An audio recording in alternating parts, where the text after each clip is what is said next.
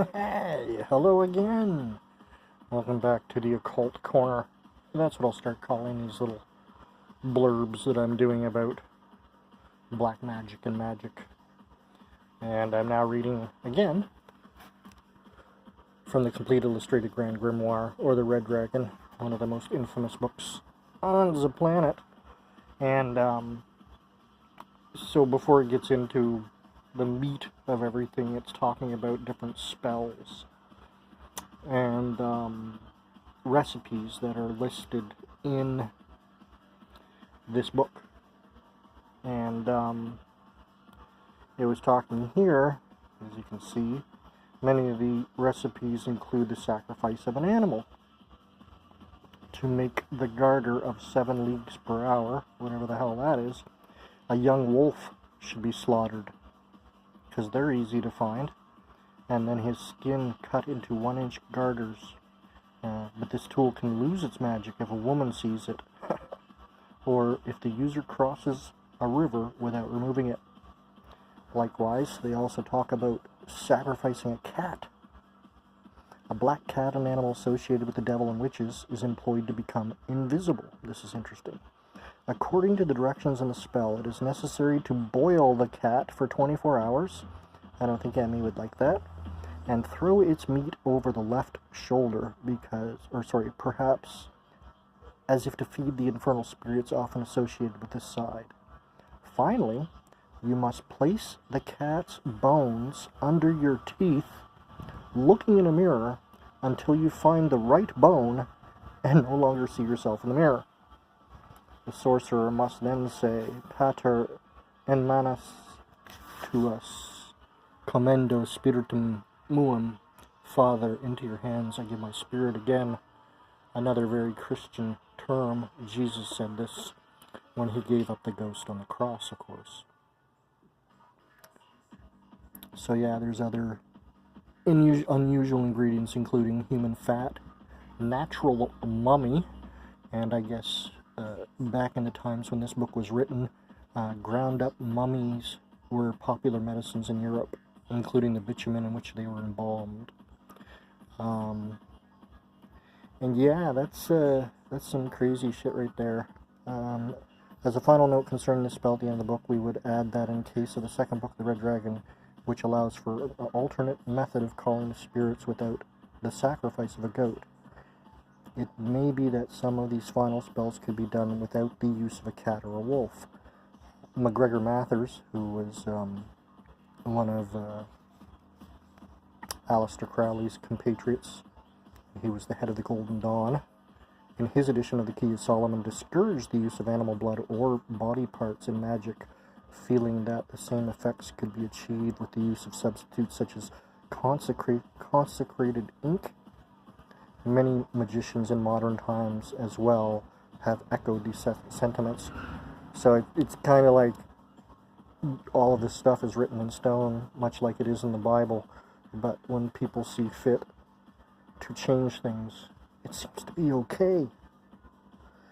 The Red Dragon also states that spells in the final part of the book can only be performed by one who has had success in calling the spirits, and this should also be taken into consideration concerning them. With these words, we wish you well. And with that, I begin a new part of the book, which is the images, seals, and related art. So these are, this is the seal of Lucifuge Rufacal. And Lucifuge is not the devil. Let's go back a few pages here, if I can do this. That's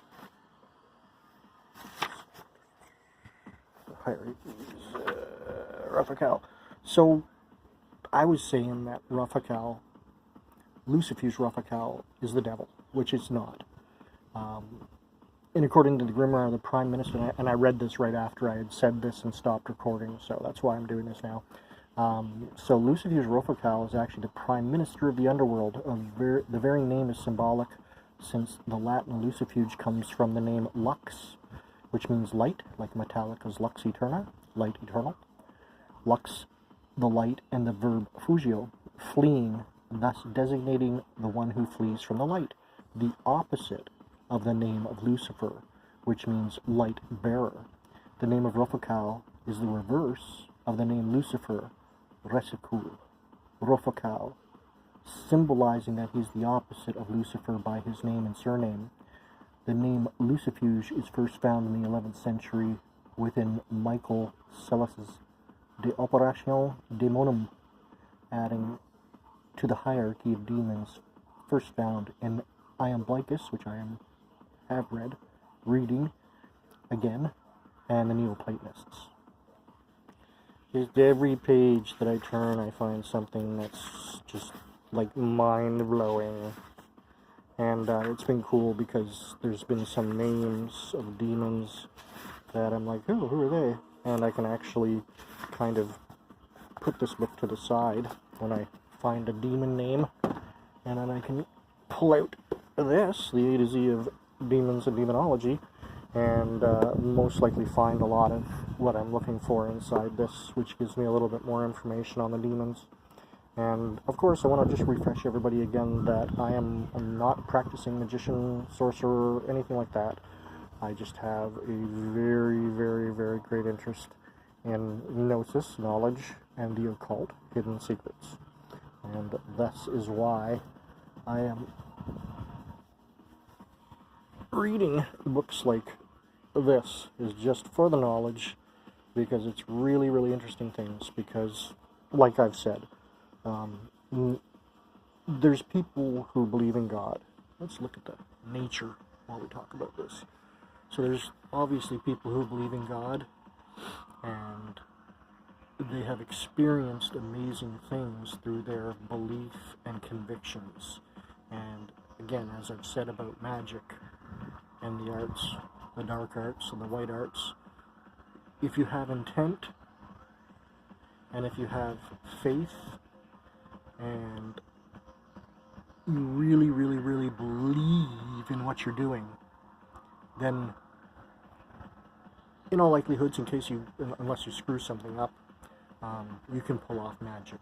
And I have seen a lot of videos over the last year or so of, self-professed magicians, sorcerers, and they talk about experiences. Damien Eccles is one who frequently talks about conjuring angels and being in the light of angels. So these people really believe it. And again, like a lot of these rituals take months, weeks, fasting, all kinds of things. And if you miss just one thing, if you screw up one thing, A, your magic won't work. B, you could find yourself enslaved by the very demons that you have invoked to be your slave, pretty much, and give you access to the powers that are out there. And there's people that do believe in this.